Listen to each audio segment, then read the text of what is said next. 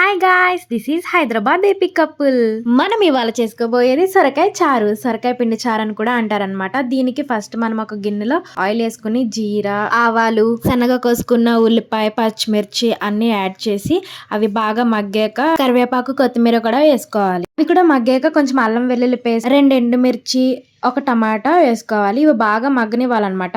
ఆ తర్వాత సొరకాయ ముక్కలు కూడా వేసేసి వాటిని కూడా మగ్గనివ్వాలి ఒక 5 మినిట్స్. ఆ తర్వాత 2 స్పూన్స్ కారం యాడ్ చేయాలి. ముందుగానే చింతపండు రసం నానబెట్టుకోవాలి. నెక్స్ట్ మీకు వాటర్ సరిపోతే ఇంకా ఒక 1 గ్లాస్ వాటర్ వేసుకుని దాన్ని బాగా మరగనివ్వాలన్నమాట. నెక్స్ట్ మీ టేస్ట్ కి సరిపడే సాల్ట్ వేసుకోండి. ప్రాసెస్ చాలా ఫాస్ట్ గా చూపిస్తున్నాను, మీరు మాత్రం మగ్గనివ్వండి బాగా. ఇక్కడ మనం మెయిన్ సబ్జెక్ట్ కి వచ్చామన్నమాట. ఫస్ట్ నేను సొరకాయ పిండి చారు అని చెప్పాను కదా, ఇక్కడ వరపిండి, ధనియాల పొడి యాడ్ చేసి మిక్స్ ని చారులో యాడ్ చేసేసి జస్ట్ 5 మినిట్స్ ఉంచి కొంచెం కొత్తిమీరతో గార్నిష్ చేసేస్తే సొరకాయ పిండి చారు రెడీ. అంతే. Bye guys, subscribe.